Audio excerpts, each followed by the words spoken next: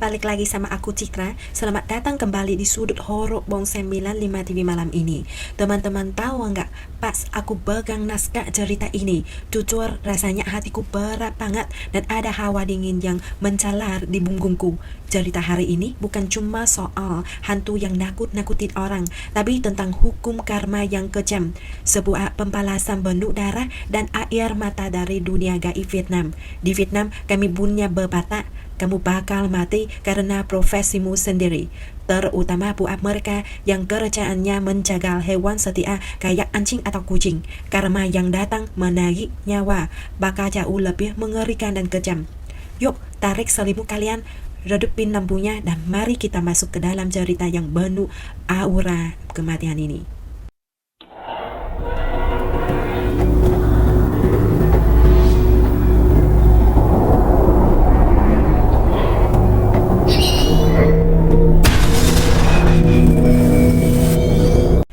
Cerita ini terjadi di sebuah desa miskin, di mana ada sebuah pasar tua yang udah rusak, sepi dan terpencil. Di pinggir pasar itulah tinggal sebuah keluarga jagal bernama Yung.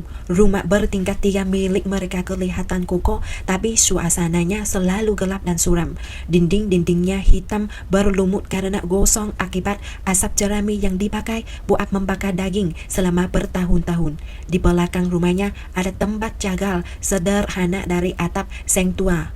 Tiap hari mau hujan atau panas, tempat itu selalu merak penuh darah segar. Air limbahnya yang bau amis menyengat mengalir hitam pekat ke selokan kecil di belakang pasar. Udara di sekitar rumah mereka selalu bau darah, ditemani suara cerita penuh dendam dari hewan-hewan yang mau dipotong. Orang-orang di sana udah enggak asing lagi sama kerjaan pasangan suami istri ini. Babi, anjing, atau kucing, hewan apa aja yang laku dijual dagingnya pasti bakal dihabisi di tangan mereka. Si suami Yung terkenal sebagai tukang jagal yang berdarah dingin, main tangan cepat, tegar dan enggak punya perasaan. Sementara istrinya pintar banget ngulitin dan motong-motong daging, udah kayak mesin yang diprogram. Bagi mereka, nyawa hewan-hewan itu enggak ada artinya, cuma bernilai beberapa lembar uang kertas kusut di akhir hari. Tiap hari, tempat jaga mereka menghabisi lebih dari 4-5 ekor anjing dan beberapa ekor babi. Biar stoknya selalu ada, si suami juga suka beli anjing atau kucing curian dari komplotan maling yang lewat. Banyak anjing warga yang hilang, sampai tiap malam di kampung itu selalu kedengaran suara orang nyari anjingnya yang hilang sambil nangis, juga tangisan anak kecil yang kehilangan hewan peliharaannya. Tapi pasangan ini enggak peduli, yang penting uang masuk kantong. Sore itu, pas hari mulai gelap, si suami dapat telepon dari pelanggan tetap di desa sebelah. Dia mesen beberapa meja hidangan daging anjing buat pesta besar besok. Pas dihitung stok di lemari es, ternyata dagingnya kurang. Dia langsung telepon komplotan maling anjing malam buat nyari tambahan. Malam pun tiba, angin dari pemakaman di ujung pasar berhembus dingin, bikin atap seng tempat jagal bunyi berisik. Sekitar jam 10 malam, di belakang tempat jagal terdengar suara motor digas kencang terus berhenti mendadak. 2 anak muda yang biasa nyuri anjing datang bawa karung goni besar yang berat dan masih bergerak-gerak heboh. Mereka teriak, "Om Yung, ada di rumah enggak? Sini timbang anjing dulu, hari ini dapat barang langka nih." Mendengar teriakan itu, si istri yang lagi main HP di dalam rumah langsung nyeterin lampu keluar pintu. Iya, tunggu bentar, gak usah buru-buru gitu." Dia buru-buru pakai jaket tuanya yang bau lemak anjing, terus buka gerbang belakang. Lampu teras yang kuning redup menyinari tanah yang becek penuh bekas darah kering dari pagi tadi. Si istri melihat karung itu dan bertanya, "Dapat berapa ekor hari ini? Dagingnya pada enggak?" Salah satu maling garuk-garuk kepala sambil nyengir. "Cuma 1 ekor sih, tapi gede banget. Coba cek dulu aja barangnya. Terus bayar dek biar kami bisa dapat uang rokok." Si istri membungkuk puas melihat. Saat itulah dia sadar ada darah merah tua dan kental merembas dari bawah karung, netes ke lantai semen. Teng tong. Bau darah ini aneh banget, enggak bau amis biasa, tapi bau busuk kayak yang udah membusuk. Si Itri ngerutindai. Coba buka, aku mau lihat ini anjingnya mati lemas atau gimana, kok darahnya ngeri banget. Pas si maling narik talinya dan karungnya kebuka sedikit, si Itri langsung mematung. Seluruh badannya gemeteran parah. Di dalam karung ada seekor anjing berbulu putih mulus, tapi moncong hidungnya merah merona penuh darah, matanya melotot tajam, sama sekali enggak berkedip, mulutnya penuh busa putih bercampur darah segar. Yang paling mengerikan, matanya enggak merem, dia enggak merintih kesakitan, tapi cuma natap lurus ke wajah si Itri dengan pandangan penuh dendam yang bikin merinding. Wajah si Itri langsung pucat pasi, dia mundur 3 langkah sambil melambaikan tangan. Enggak, aku enggak mau beli yang ini. Ini anjingnya serem banget. Buruan bawa pergi ke tempat lain, cepatan. Si maling langsung panik dan memohon. Aduh, tolonglah, kami udah muter semalaman baru dapat ini di dekat kuil angker ujung desa. Ditawar murah juga enggak apa-apa dek. Berapa aja kami ambil. Kami lagi butuh uang banget nih. Si Itri terus geleng-geleng kepala. Suaranya sampai bergetar. Enggak mau ya, enggak mau. Lihat matanya aja aku udah merinding. Bawa pergi kemana aja terserah, jangan ditaruh di halaman rumahku. Pas lagi ribut-ribut, dari balkon lantai 2, si suami Yung lagi ngerokok sambil melihat ke bawah. Melihat istrinya ribet, dia langsung teriak ngomel. Hala, kamu ini ribet banget sih. Besok kalau stoknya kurang buat pelanggan, mau tanggung jawab? Udah timbang aja. Mau anjing kayak gimana juga ujung-ujungnya jadi daging. Masuk panci jua beres. Mendengar suaminya ngamuk, ditambah kepikiran untung uang buat besok, si Itri akhirnya nekat. Dia nelan ludah terus bilang, ya udah aku ambil, tapi karena matanya aneh begini, harganya aku potong ya. Kalau mau ambil uangnya. Maling-maling itu seneng banget, langsung naruh karung ke timbangan. Si Itri ngelembar beberapa lembar uang kertas kumut. 2 maling itu ngambil uangnya cepat-cepat, terus langsung tancap gas hilang di kegelapan malam. Tapi pas suara motor udah enggak kedengaran, pas si Itri balik badan mau nyeret karung itu ke tempat cagal. Tiba-tiba anjing putih di dalam karung itu ngeluarin suara mengerang belan. Disusul suara napas yang ngosan berat. Si Itri langsung merinding disco. Bulu kuduknya berdiri semua.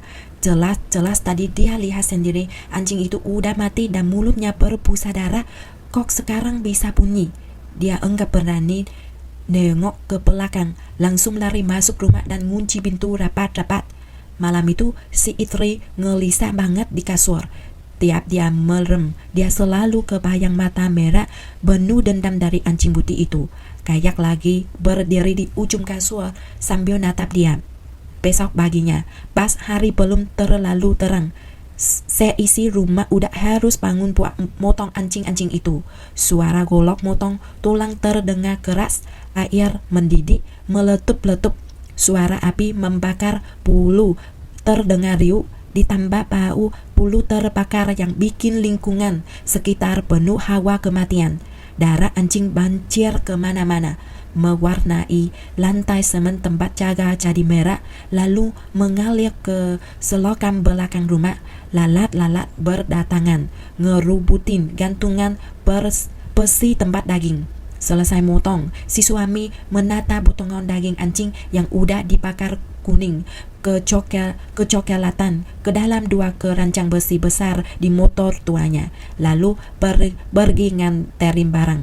Di rumah tinggal si Itri sendirian yang motong-motong kecil dan ngasih bumbu buat dimasak.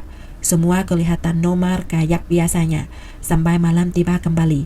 Waktu itu sekitar jam 1 dini hari. Suasana sepi banget. Si Itri lagi sibuk bersin dan nyuci piring di dapur. Tiba-tiba dia dengar suara aneh. Di halaman luar terdengar suara serup-serup, kayak ada sesuatu yang diseret di atas lantai semen. Suaranya pelan dan lempat. Si Itri kaget, mikir apa ada maling masuk. Dia matiin lampu dapur, ngambil senter gede terus jalan pelan-pelan ke halaman.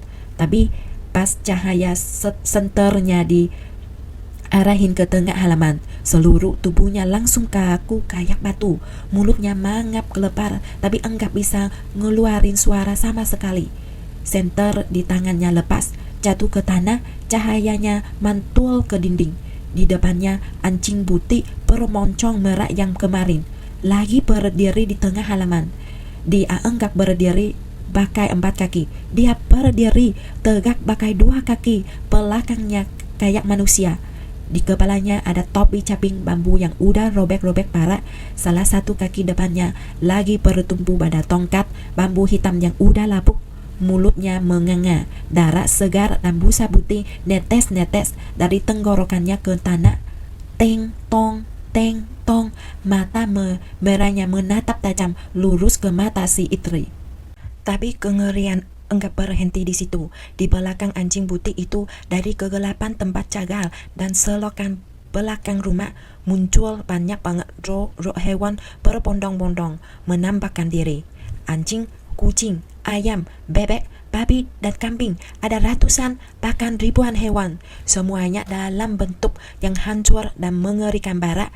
Ada anjing yang kepalanya hancur sebelah, otaknya yang putih bercampur darah keluar mengalir ke leher. Ada kucing yang seluruh kulitnya udah dikelupas, nyisain daging merah matang yang kecang-kecang, kedinginan ditiup angin malam. Ada babi-babi gendut yang lehernya robek dalam banget, darahnya ngalir hitam pekat. Ada ayam-ayam tanpa kepala yang masih ngepak-ngepakin sayap, usut dan coroannya keluar diseret-seret di tanah yang becek. Mereka semua diam, enggak ada satupun yang bersuara. Mereka memadati halaman rumah kayak pasukan gaib dari alam baka yang datang mau menagih utang darah. Udara seketika berubah jadi dingin banget. Bau busuk bangkai yang menyengat langsung menusuk hidung sampai si Itri sesak napas. Dia mau teriak minta tolong, mau lari masuk rumah, tapi badannya kayak ditindih beban berat bertonton. Kakinya kayak tertanam di lantai. Pasukan roh itu mulai maju masuk ke rumah. Suara kuku-kuku tajam mereka ngegaruk lantai semen, kedengaran srek kayak pisau yang nyayat kuping. Lalu dari kegelapan, suara lolongan, serak, dan tangisan pilu dari ribuan hewan itu langsung menggema di mana-mana. Tepat di saat itu, di depan gerbang terdengar suara klakson motor berkali-kali. Tet, tet, tet. Suara motor Om Yung terdengar. Dia baru aja pulang mabuk-mabukan habis nganterin barang. Suaranya ngomong ngasar penuh bau alkohol. Bu, di mana kamu? Udah tidur ngepo ya? Kok enggak dibukain gerbang? Ngapain juga dikunci segala sih? Om Yung buka gerbang sendiri terus masuk ke halaman. Tapi pas baru melangkah masuk, angin dingin kayak dari dasar neraka langsung nampar wajahnya, bikin dia langsung melek dan agak sadar dari mabuknya. Belum sempat matanya fokus, Om Yung langsung jatuh tercungkal di lantai semen. Motornya ambruk ke samping, bannya masih muter kencang.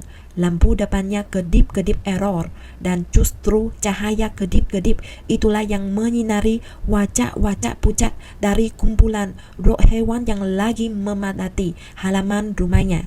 Om Yung gemeteran, wajahnya pucat pasi. Dia maksain dongak. Anjing putih yang pakai topi caping itu jalan selangkah demi selangkah ngedegetin dia sambil bawa tongkat. Tok, tok, tok. Tiap ketukan tongkatnya ninggalin bekas darah hitam yang berasap di lantai halaman. Dia berhenti tepat di depan Om Yung, nundukin kepala anjingnya. Mata merah menyala itu menatap lurus ke mata Om Yung. Terus dari moncongnya yang penuh darah keluar suara ketawa serak kayak suara kekek-kekek. Kamu udah bunuh kami banyak banget kan? Suara itu bukan suara anjing menggonggong, tapi itu adalah gabungan dari ratusan, ribuan suara jeritan, suara tangisan minta ampun dari hewan-hewan sebelum digorok lehernya. tangisan orang-orang yang kehilangan anjingnya, dan semua dendam yang menumpuk bertahun-tahun langsung menghantam telinga Om Yung. Kepalanya sakit banget kayak mau pecah. Seketika itu juga, semua lampu di rumah bertingkat 3 itu mati total. Seluruh pasar tua langsung tenggelam dalam kegelapan yang pekat dan dingin. Saat itulah dari lantai 3 rumah itu, tepatnya di balkon, terdengar suara lolongan anjing yang bancang, pilu dan menyayat hati. Om Yung dan istrinya perlahan-lahan, kayak digerakkan oleh kekuatan gaib, mendongak melihat ke balkon lantai 3. Di bawah cahaya bulan yang redup, ada seorang wanita berbaju putih lagi gantung diri. Tubuhnya ayun-ayunan ditiup angin malam. Rambutnya yang panjang nutupin muka, lidahnya yang ungu menculur panjang sampai ke leher yang bikin merinding. Di bawah kaki wanita yang gantung diri itu ada puluhan anjing dan kucing lagi duduk diam bersanding.